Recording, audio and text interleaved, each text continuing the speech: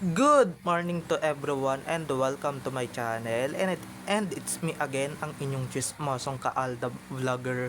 Gusto ko munang magpasalamat sa inyong lahat sa mga walang sawa na tumatangkilik, nanonood, sumusuport at sumusubaybay ng mga content ko here on my YouTube channel. So wag ninyong babaktawan o lalaktawan tong ating content ngayong araw. I'm sure na hindi ninyo pagsisisihan na pinanood nyo ito mula umpisa hanggang hulihan. And syempre, wag kayong mag-i-skip ng segment. Okay, buuin nyo to. And wag ninyong kalimutan guys na i-share itong ating video for today para mas dumami ang mga nakakaalam na itong ating video ngayong araw. So, at very interesting tong ating topic for today's video. So, dumako na tayo sa ating main topic for today's video. Ito na nga guys. Wala na ba talagang fans ang Katden or Sakden? Dahil kung ako yung tatanungin, wala na eh. Yung 10, mga nahimlay na oh. So, ito na guys, watch this. Mamaya ipapaliwanag ko sa inyo ng bungbo. So, ng buong buo. So, ito na guys, watch this.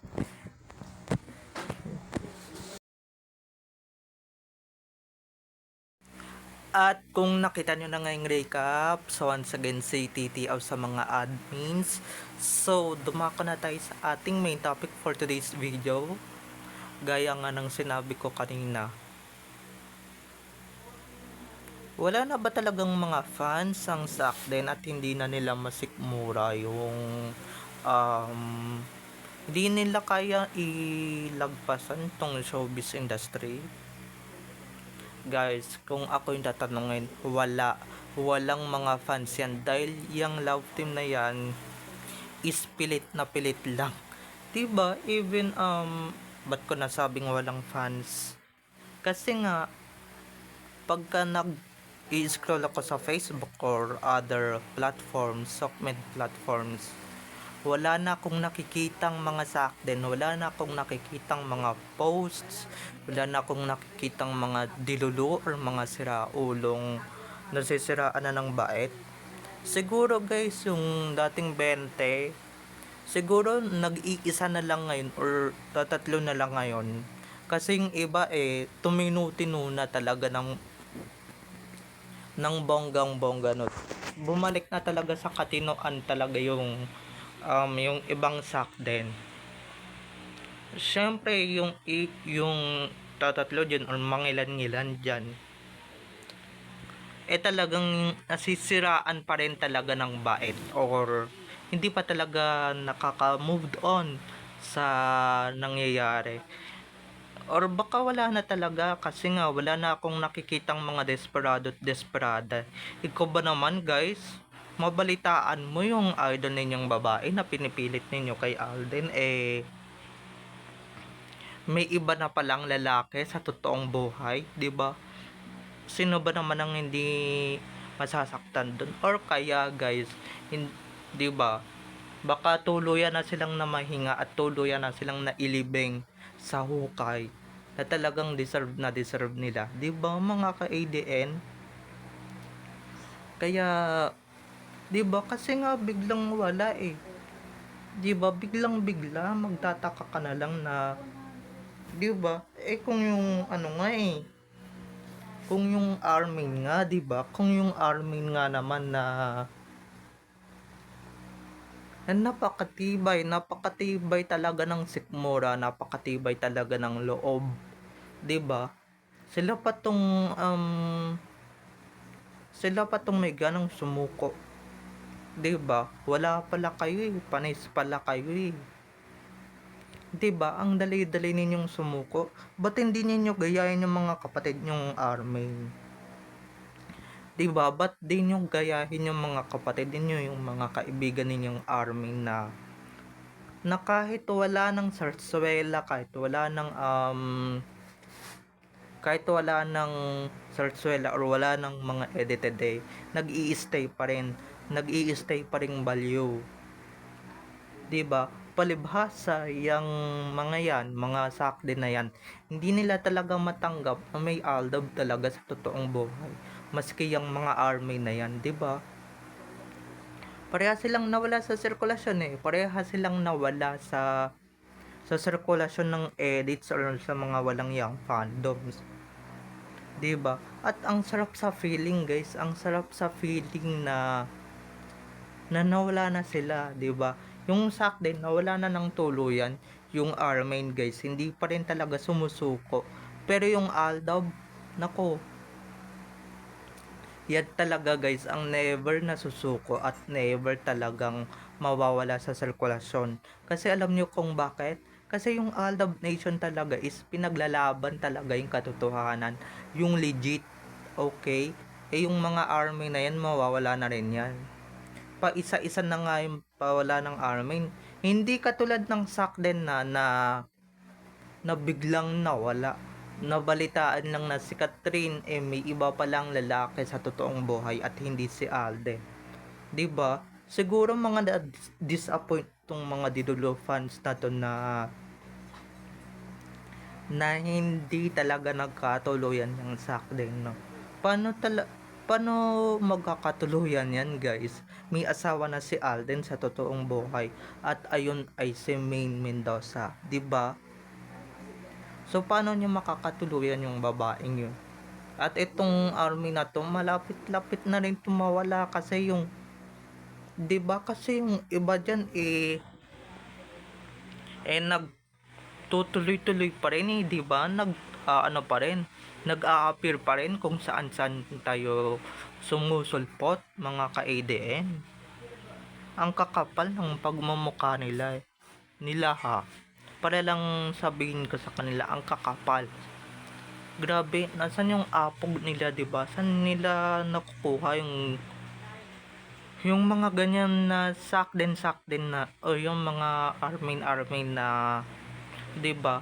Sumusulpot sila sa mga paganyan-ganyan yan natin.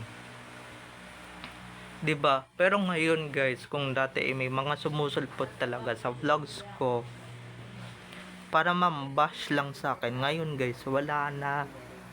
'Di ba ibig sabihin lang niyan guys, patay na yung dalawang fandom na ang alam lang naman is puro drama, sarsuela, 'di ba? At ngayon guys, makakahinga na rin talaga sa 'di ba? Makakahinga na rin talaga yung mga yung ADN dahil yan yung tinik sa lalamunan ng ADN yung mga fandom na yan para tayong nabunutan ng tinik talaga. 'Di ba? Ang sarap sa feeling, ang sarap sa pakiramdam um na nawala ka ng iniisip ng sarsuela, ganyan. Kasi yung Armin kaya sila nawawala or mawawala na talaga is makukulong na talaga yung ano nila, yung idolate nilang si Arjo. Pero itong Sakden, ito talaga yung biglang nawala, biglang laho eh. Biglang nawala sa social media, biglang nawala sa sirkulasyon. Porket ano, may nabalitaan lang kayong totoong lalaki ni Catherine, totoong boyfriend ni Catherine, at talagang na-disappoint talaga kayo na hindi si Alden ang nakatuluyan niya, 'di ba? Mga balyo ba kayo? Paano niya makakatuluyan yan? May mga sayad ba kayo? 'Di ba?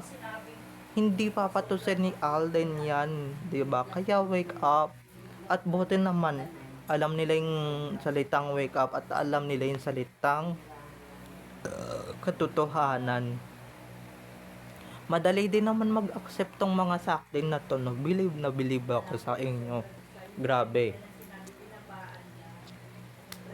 Hindi katulad talaga ng Armin na hanggang ngayon, hindi pa rin talaga ma-accept na baklayang si Arjo at may Alden Richards na si Wayne Mendoza. Sila na lang talaga yung hindi pa nakaka-move on.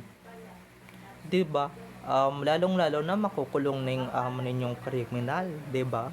Makukulong na yung amo ninyong magnanakaw. So, siguro